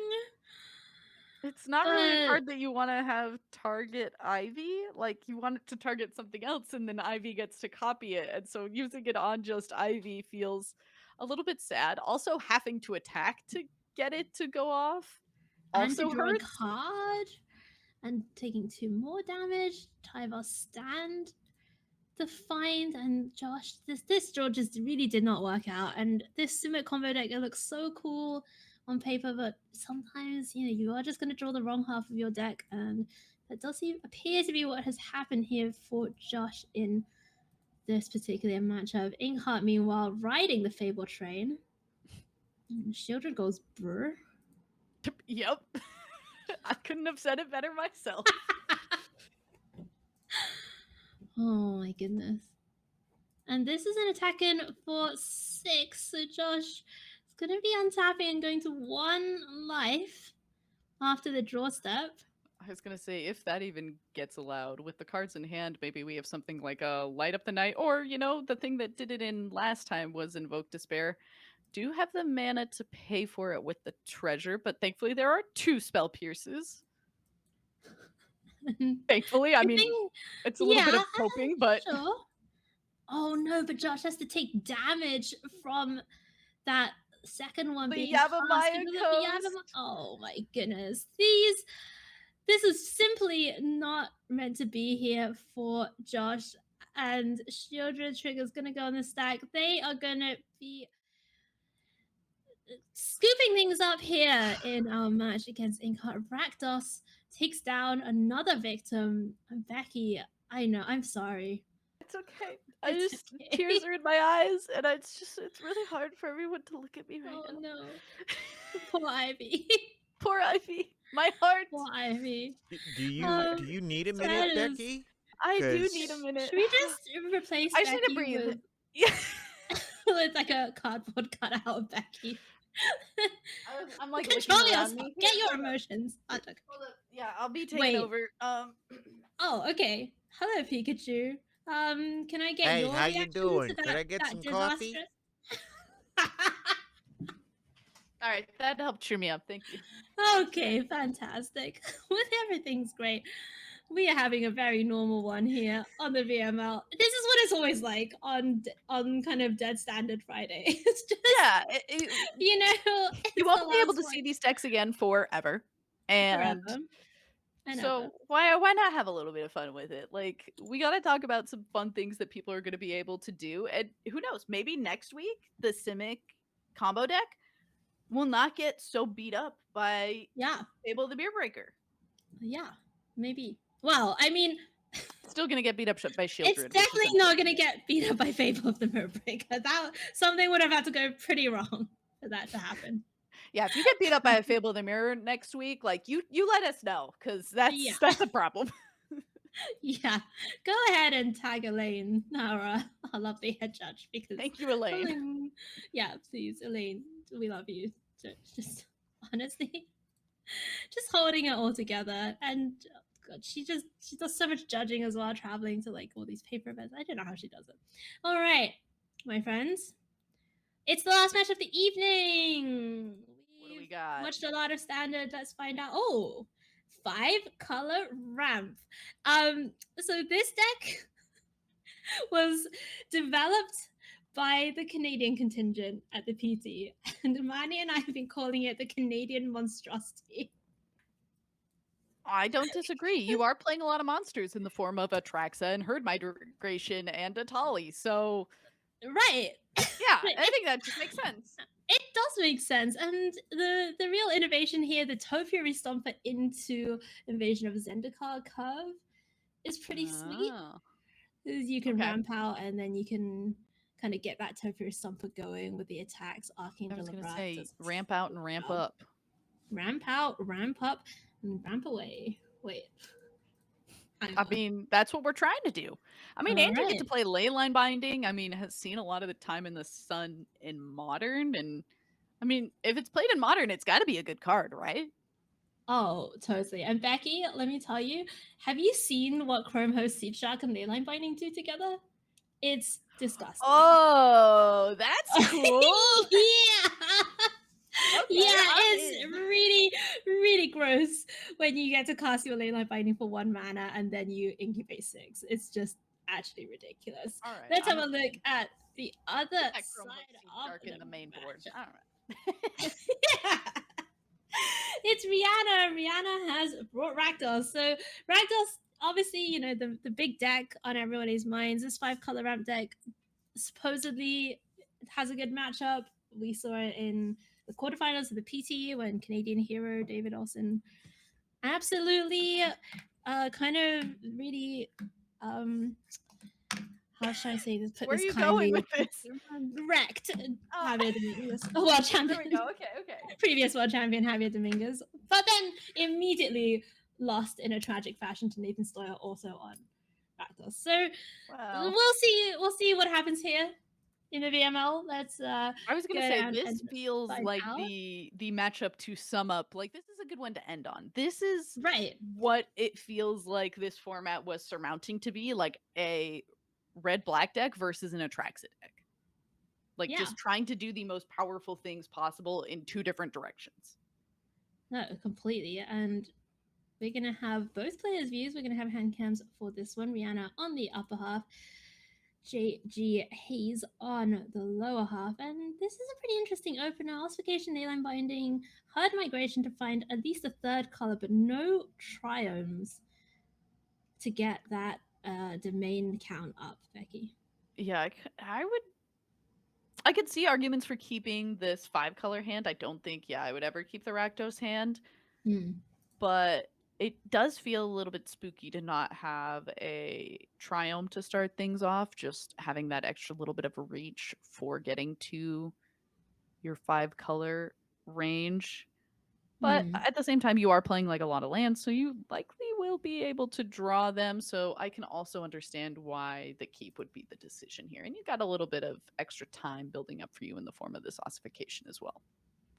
Yeah, Herd Migration number 2 is going to be able to find that 4th color, and then you have your Zendikar. So domain is definitely on the horizon. Reckon a Bankbuster comes down for Rhianna, and Rhianna kept this kind of slightly dodgy Bankbuster, go for the throat hand, but the draws have worked out. 2nd Bankbuster joining the party, Invoke Despair as well. But are these cards any good against domain? Well, the Boseiju kind of a nice draw if you do decide that you're like scared of the Reckoner Bankbuster or thinking that you want to keep your opponent from drawing a whole lot. Having this Leyline Binding up as a flash option along with the Boseiju is kind of just like the best of both worlds. You've got great ways to answer whatever could possibly come down. And speaking of coming down, it's Fable the Mirror Breaker for the last time in Standard in this match. Yeah, it's, you know, I'm not going to really miss this necessarily, but certainly it's I don't think I will ever in my life miss Reckoner Bankbuster into Fable the Mirror Breaker. I don't think I'm ever missing that. And it's interesting because it's not that busted, right? I mean, it's strong, obviously. It's strong. It's strong, but it's not like if you're talking just power level. I think Standard was relatively diverse. Obviously, a little bit kind of same flavors, different flavors of the same product, maybe with these decks. Yeah, it's all Kit Kats, but they're all slightly different fun flavors of Kit Kats. Right, like the cool ones you get from Japan, which Yeah. That's you know, that's the 5-color deck. that's the 5-color deck. Yeah, I was It's gonna the say. matcha flavored. Like, Yeah, I was gonna say it's either matcha or it's the like sakura blossom flavor. It's one of those. It's fun. Uh-huh. Okay, all Not right. your favorite, but it's fun. Yeah, but you know, I think taking some action to keep standard a little spicier, a little more variety is pretty nice. Personally, and I promise I will get off my soapbox. Personally, I would have liked to maybe see a little bit more, a few more things being hit. Yeah, know? I'm kind of in agreement as well, actually. I think they mostly decided that they just wanted to hit some of the things that have already been in standard for a long time Right. and are going to rotate soon anyway, and they just want to see if they can keep it fresh for a little while. Right, and that makes sense. I mean, you know, I think, and maybe this shows more about my personality than anything else. I would have just gone scorched earth, like hit the wedding announcement. Oh no! You know, I mean, hit the Wandering Emperor, hit Rafine, just hit Plaza of Heroes, like it just hit everything, and then be like, okay, what are the top 6 decks? We're getting rid of 2 cards from each of them. Let's burn it down. My ideal world is one where everyone just plays draft champ the whole time. So I don't you think know I've how ever it seen an is. Invoke Despair be so sad. Yeah, I hit 2 things, and honestly, for JGHayes, just doesn't even matter. Don't really care. Oh, can't cast the Atali this turn. No double red. Only the one red. But Jetmir's Garden will potentially enable that second red next turn. And meanwhile, these beasts are so good at flipping invasion. Oh wait, no, because once you flip that, that's gonna be the second red. Okay. It does have haste too, so gonna be able to immediately make use of it. Only throwing 3 of these beasts down. Okay. Ooh, yeah, double one of them's crew. gonna get eaten up by this Bankbuster. That's fine. There were plenty more. Where that came from? Why does this Kit Kat taste of nachos? Bankbuster. Yeah, what does Atali taste like though? Atali tastes like dirt death and death and decay. Ooh, and we get to duress. Oh my goodness! Wow, this is not a great duress though. I mean, no, but it's also not bad. Oh, certainly not bad. No, and then the Sunfall, you don't even want to cast it. Actually, this is a terrible Atali. I mean, as Atalis go. Sure, that's fair. This Atali disappointing compared to the insane things that Atali could possibly be. Right, you could have hit a Traxa, you could have hit Shieldred, you could have hit Fable, but no, you could have hit Chandra. The Atali giveth and the Atali taketh away. Well, I mean, you know, Atali is just like, look, you get what you get, okay? You get what you get and you don't throw a fit, okay. Unfortunately, Atali. Like do you think Atali is scared of Shieldred? Oh, my mom said that to me all the time, and I'm like, oh, I don't know that was Shieldred. We don't need no Atali. No, let's see. Top of the deck. I mean, Atali is like, okay, I'm gonna draw 2 cards, and Atraxa's like, hold That's my, cute. Hold my, I don't know.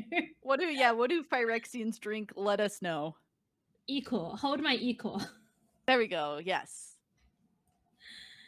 All right, Okay. we got some choices. Yeah. Oh, battle is a type. Battle's a type. Yeah, it's not an enchantment. Unlike for some nice. reason was really difficult for my brain to figure out when this set first came out. Yeah, I mean it looks like an enchantment. I don't blame you, Beky. I got you. Thank you. I get you. So Atraxa got even better after these battles came out. Finds Archangel, Ossification, Invasion. Yeah, do you play this Murex or do you wait to get the rainbow effect from it in a more useful way? It looks like Hayes has said, you know what? I at least want the mana this turn to make sure that the Shieldred is off the board. Yeah, get that Shieldred out of here. I mean, it's the only thing that's like even vaguely threatening, right? Yeah, I agree. And I love just sitting there like spinning your mouse over all of your basic lands, being like, which one of you is getting an ossification? Oh, instead does not take down the Shieldred, says, you know what? Shieldred's small. Shieldred's not a worry. You copying a lot of things, which to be fair, I guess if you have 2 Reflection of Kiki-Jikis is certainly a concern. Instead, we're just That's gonna fair. get That makes attacking. sense. Right, because you know that there's a Blood Tithe Harvester in hand as well. If you're Hayes, and they're going to be thinking, well, I don't want all of these beasts to go down to the double reflection Blood Tithe Harvester. I can maybe gain some life with this Atraxa anyway. Shojo's going to take the trade. And that's just a land for Rhianna. Yeah, that is a rough draw. And I think that this is like, I mean, we were already talking about how this 5-color deck is a good matchup against the Rakdos deck. It kind of feels like, if you're familiar with Modern, just being like, Rakdos is the Jund deck. It's playing its removal, it's playing its good cards that are like good on their own. There's not really like a ton of synergy, but there's a little bit. Yeah. And then this is like Tron. You're playing a bunch of fat things, and Atraxa and Herd Migration and Atali kind of laugh at what Jund is trying to do. Look at the mana curve on that deck. It's all top heavy. Here's some threes, a couple of fours, and then boom, like a Herd giant Migration's kind of a 2-drop every once in a while.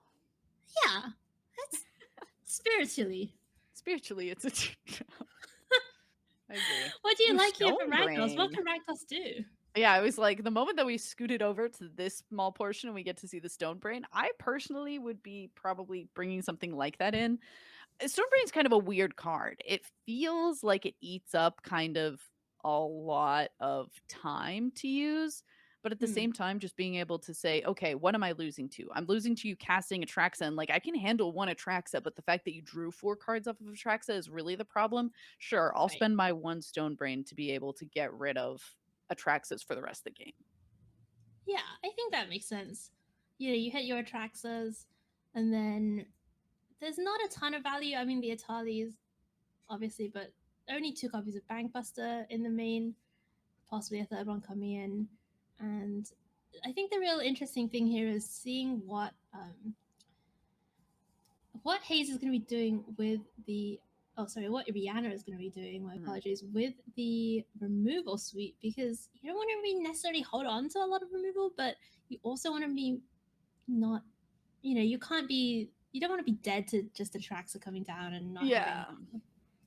Yeah, it's definitely a rough place to be. And unfortunately, like, normally you're like, okay, well, the Atraxa decks are only playing ways to like get Atraxa onto the board, and Atraxa's all alone. So Invoke the Despair is like secretly good against Atraxa. And weirdly, that's not super the case with this deck. Like, it is usually Herd Migrationing first, and it's kind of a slog to get through 5 3/3s. Yeah, so not too many changes for Rhianna, and for Hayes, this is a little bit of a slower hand. Retina Bankbuster, Herd Migration, nothing really actively to do until that invasion comes down. But we've seen this deck kind of just make up for that in the late game with some absolute bangers, and Hayes is going to keep that one. Rhianna, meanwhile, with the Bankbuster on turn number 2. Not a bad place to be. We have another Gemmir's Garden, but we could go ahead with this Reckoner Bankbuster and just continue to either try and find that 4th land or make sure that we're really kind of deciding what we do with this Herd Migration at this point. It could either make us some 3/3s if we find a land off of the Bankbuster, or we can use it to find whatever land we need to make this Leyline Binding come down. It looks like with the draw of this Spars headquarters, we're likely keeping this Herd Migration with us and having this Leyline Binding as an instant speed play. But I think that Rhianna is making a smart decision here by having this Blood Tithe Harvester get aggressive. Unfortunately, though, our draws not super on our side for Rhianna. Yeah, no mana to work with. Really wants to be able to get up towards that Shieldred, towards the Invoke Despairs, try and take some chunks out of Hayes' life total. Bankbuster does get to have a redraw. There's that blood token for a redraw as well. Oof, nice duress here for Rhianna. What do you think, Beky? Yeah, this is interesting now, because I think whether you use the Herd Migration or the Leyline Binding, it's probably the pick. I don't think you're ever taking the Invasion. So just deciding which one you want to use, and there isn't anything really tasty to take with this ley line binding, so just getting the herd migration with some use out of it makes quite a bit of sense to Oh, me. Ooh, okay, does take the okay, invasion. all right. You know, I guess if you see the Atraxa saying, "I don't want you to go invasion into Atraxa," so I can Mhm. understand why that would be the pick. And now it just Yeah. is slowing Hayes down by a few turns compared to what could have been. Oh, there's the Stone Brain. Again, no 4th mana, but Rhianna I knows that mean, there's you a can copy in hand. still play it. Yeah, you could still play it out here. I mean, there's also It is basically a 4 the mana card. redraw. There's the redraw available as well. Oh, it's gonna just use the Bankbuster. Try and hit that land. Oh, it's another Bankbuster. At what point do you just crack his blood? Looks like it's gonna be now. Yeah, it is going to be the case. Pitch one of these. Try and find some land. Oh, there. Nice swamp. Okay. We're Okay. in it. In it to spin it. In it to try and keep up. I mean, like, thankfully, like, Rhianna hasn't taken any damage, but it is definitely scary to have duressed and see that your opponent has things like a ley line binding, an Archangel of Wrath, an Atraxa, Right. everything in the kitchen sink, and some things that you don't know about. And you're like, okay, I just am trying to find land so that I can make my Shieldred Invoke Despair hand start to go. Right. It's not to do anything. Mhm. And yeah, it has been somewhat of a saving grace for Rhianna that, we've not seen a very quick out the gate start here from the domain deck, although not really sure that it ever really does do a very quick out of the gate start. Topiary Stomper is going to be the play. That's going to not leave up mana for the Leyline Binding, but it will put 6 lands on the battlefield along with the land drop. So next turn, that Stomper is going to be able to start attacking. It can crew the Bankbuster already, of course. And next turn, Atraxa is very much live and ready, but don't know if Hayes is ready for this. Stone Brain comes down right on time. Oh my goodness.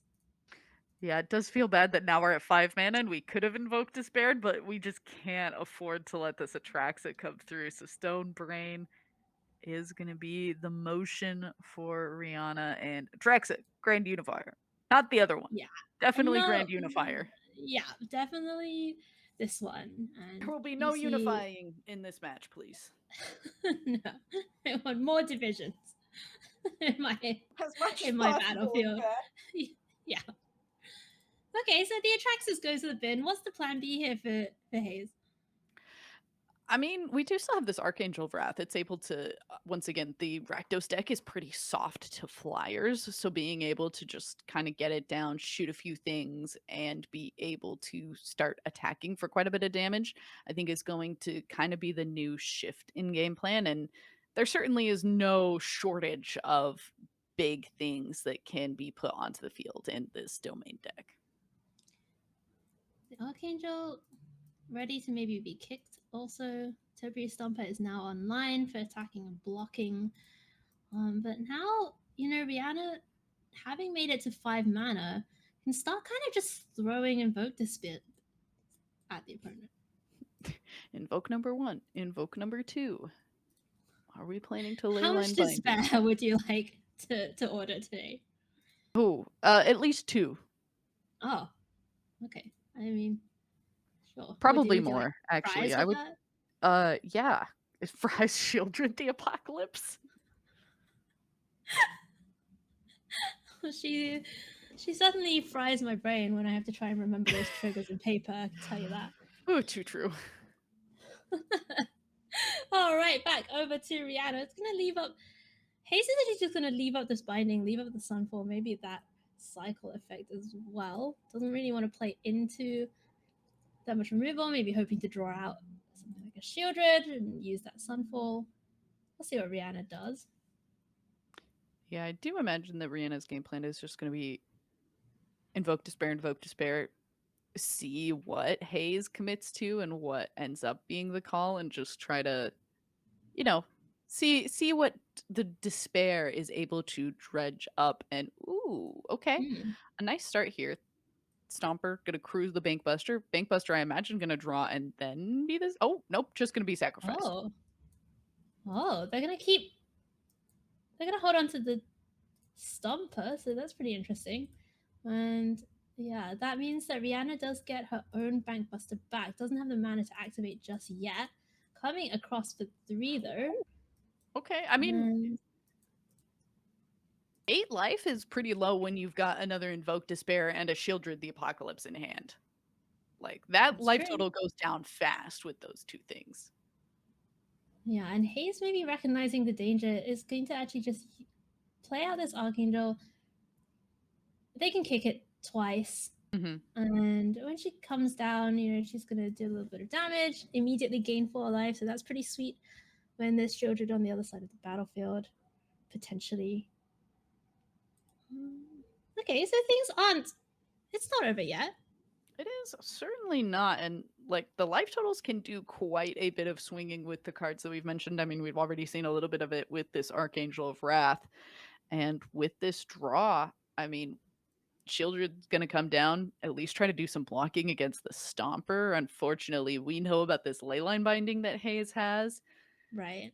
and a lot of go for the throats in hand to kind of try and stall this out a little bit longer as well. Yeah, just quite a lot of 1-for-1 answers. Binding takes care of Shieldred. Imagine we're going to see some amount of, or at least one of these 2 creatures go down to one of those go for the throats. Not a lot going on really for Hayes. Maybe flipping this invasion will at least add another creature that can attack. Yeah, this is an interesting play because yeah, if you play the invasion, do you even attack it, or do you just say you're dead to either one of these creatures next turn? But I like the decision to just go for the attack first. Be like, okay, what do you got 4 cards in hand? Something's up. What is it? I want to Wow. know. You like the decision to attack, Beky? Yeah, I like the decision to attack. Stop the press. Never before seen. Beky declares liking attacking. Liking it. It's just a big orange button, right? It's just gotta slam down. I'm a fan of the orange button and getting in the red zone. Okay. All right. All the fiery colors here for Beky. And actually, I just realized that this Archangel of Wrath is pretty sweet for flipping the invasion as well. With that enters the battlefield effect, so that's pretty cool. Invoke Despair. Number 2, and usually it's the second one that gets you. The first one you can kind of survive. Oh, Ossification the Fine, and there is that Sunfall as well. Yeah, multiple ways to answer the Shieldred that has come back from being bound to the ley lines.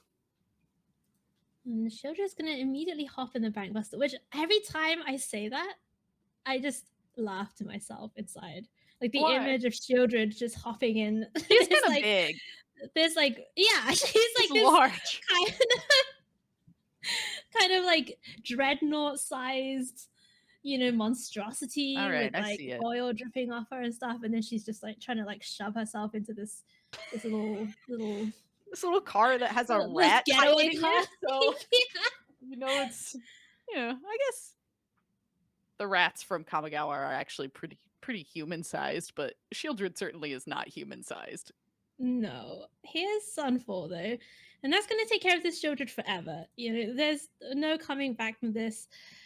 Can't just invoke the Ossification or what have you, and I only get to incubate 1, which I think earlier on you were talking about the saddest invoke you've seen, but this is maybe the saddest Sunfall. Yeah. I don't know. It's killing a Shieldred, so I don't think it's that sad. It could certainly be worse. Yeah, that's true. Could be worse, and can't be go for the throated, so that's something. Yeah. Fable and Bankbuster available. Oof, just gonna do some draw and see what we can find, and Fable. I hear it's a good card. Oh, I mean, it's gotta be, right? It's gotta be. So how do you feel about 2 of them? I feel actually. Let's make a 1/1.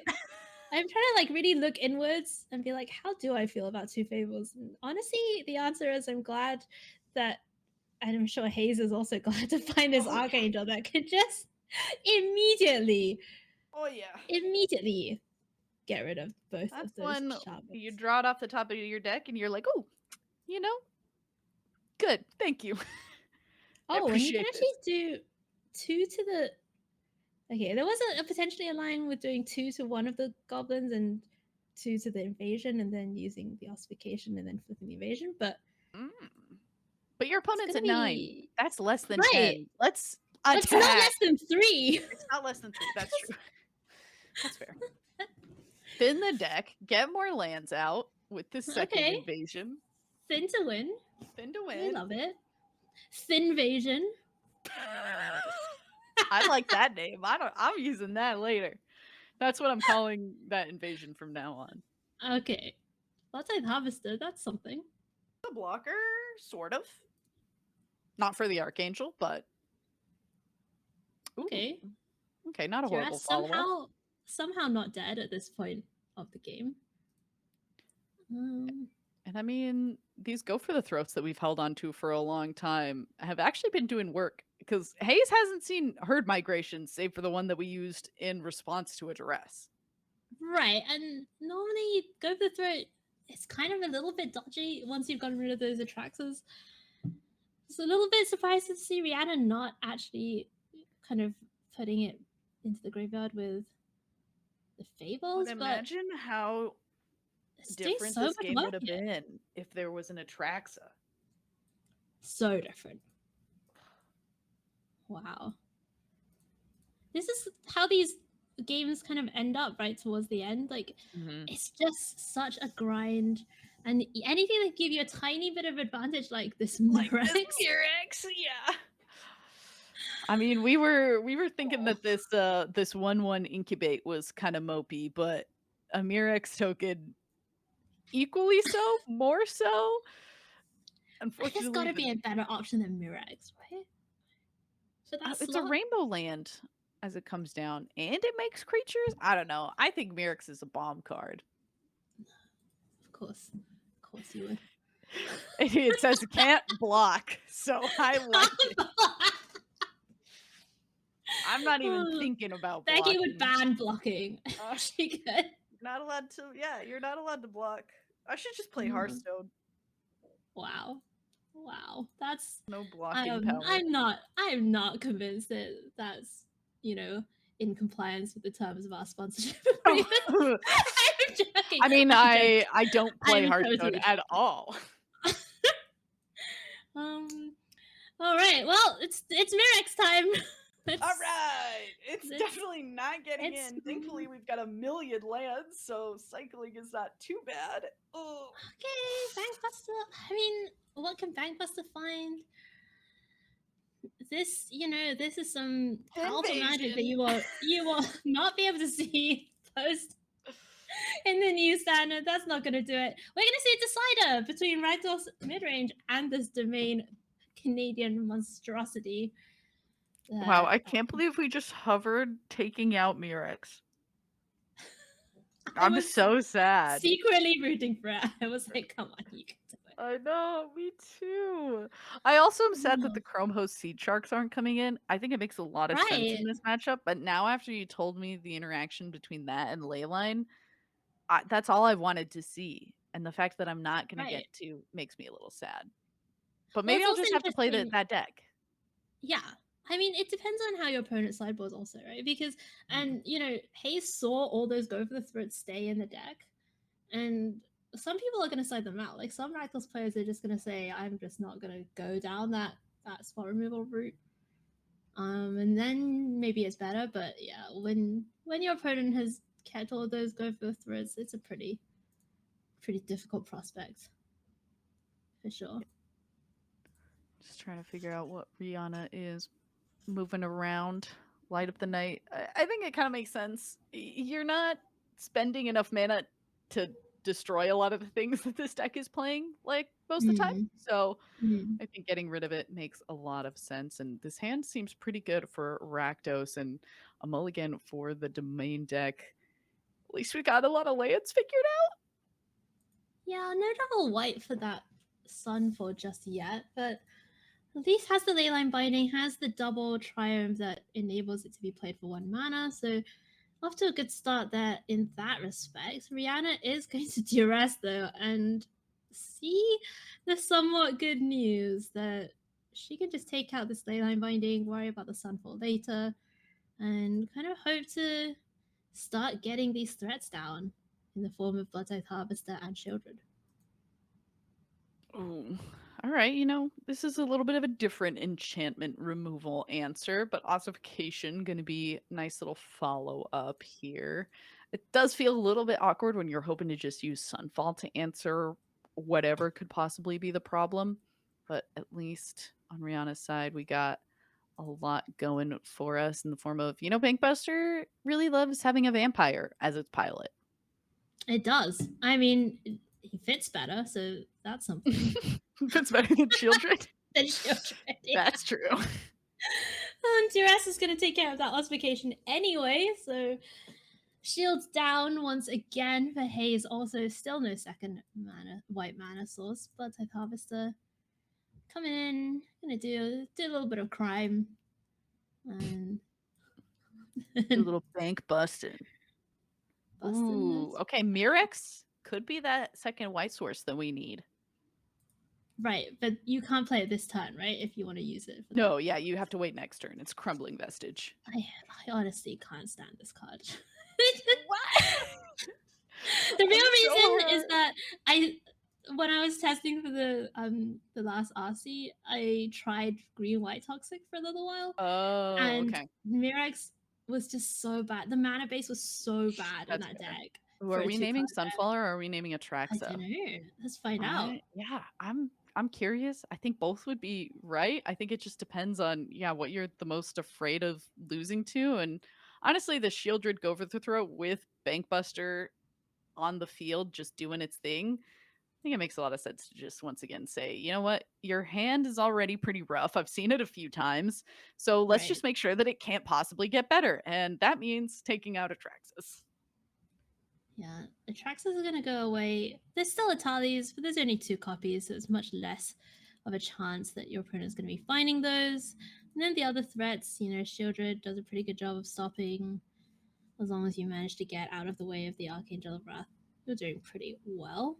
This card is so funny to me. And I specifically mean the art. Do you mean the Topiary Stomper? The Topiary Stomper. I think the art of it. It's a dinosaur that's also a hedge. I don't know what. I don't know what more you could want out of your dinosaur. He looks so goofy, and I love it. I would die for him. Aww. They're cute. Maybe I should just play this deck. Have you seen the art for Build a Pony? Oh my yes! God. Oh my okay, God. Yeah, speaking of another card that I've a lot of the time said I would die for in the last 24 hours, Build a Pony, yes. Yes. All right. Sunfall is now ready to take care of the Shieldred and Blood-Tithe Harvester and then cry when it gets followed up with by another Shieldred. Yeah, that's not going to be very sweet here for Hayes. And Rhianna is looking in good position to maybe pull off the reverse sweep here after going down in game number 1. And Hayes, Sunfall, that's going to do some stuff. Make it 3/3. Can't even really block Shieldred that well. Nope. Oh, wait, isn't it just leave? Oh, no, it can jump in front of it's going to block, not Shieldred. It's going to block Reckoner Bankbuster and have us hold on for a hero in the form of, I don't know, Herd Migration? Not even really going to help Sunfall? us? Another Sunfall? Another Sunfall. Okay, let's see. Can Hayes find something to deal with this Atraxa? Oh my god, this Shieldred. Right now, it's Archangel of Wrath that does not deal some Shieldred. life. Yeah, okay. It's not. It's not a way out. It's just a way still here. It's it's a delay, at least from Hayes' perspective. We're not going anywhere yet, but our shoes are on. Yeah, but Rhianna can just untap, has the go for the throat, the answer to this Archangel. Shieldred once again squeezes all of her tentacles. Oh no, it doesn't even bother getting in the That's too many clicks. Too many clicks, We and got that is another Archangel. The gonna draw, but do doesn't it. matter. That's not helpful. And Shieldred the Apocalypse has just been dominating the feature match area here at the VML in week 3 of season 10. Good job to all of our Rakdos pilots making it through, proving why Fable is a bankbuster of the Fable past is banned. and Maybe they definitely, should it's have definitely Shieldred not too. Shieldred the problem whatsoever. I don't think I even like I know that Shieldred's a good card. And then recently I saw somebody play it in Modern. And I thought I saw it in the sideboard. In Modern. I saw it in the sideboard and I was like, there's no way that card's gonna do a whole lot in Modern. And it absolutely wiped the floor. And I was just like, maybe this card's kind of good. What deck was it in the sideboard of? It was in the sideboard of Yawgmoth. Oh. It's just like another big thing that if you're if you've answered all of the like mana creatures and stuff early, you're just able to be like, okay, well, hopefully you've used all your removal now. Here's a Shieldred. And it worked. What are you gonna do? Yeah. Okay, that's pretty sweet. And so Shieldred continues to impress and probably will continue to impress because Shieldred did not get banned. Shieldred did not get banned, so we're going to be seeing much more of her as we go through the season. And honestly, here's my plea to Wizards of the Coast, which is that if you are going to take action against Shieldred, please wait until after the season is over. Shieldred can stay around for a little while longer. Yeah, you can have like 4 weeks. You can have 5 weeks or whatever of Shieldred, and then let's just not have an Uro season again, because that was a time. Don't remind me. Don't remind me. All right, thank you, my friends. Thank you so much for joining us here at the VML. We're going to be back next week for coverage with new standard, with new standard, new cards. Yay! Well, no, the same. Not really. But, well, we might see some new cards with Fable the Mirror Breaker. Like something's got to fill that role. Let's make it fun, people. Yeah. Could it maybe be exotic pets? Stay tuned to find out. I hope so.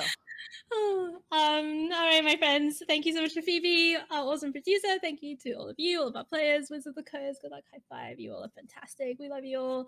Stay safe out there. Have a great weekend, and we'll Happy see Pride you Month. Time. Happy Pride Month. Oh my goodness. Happy Pride Month. And we will see you next time. Goodbye.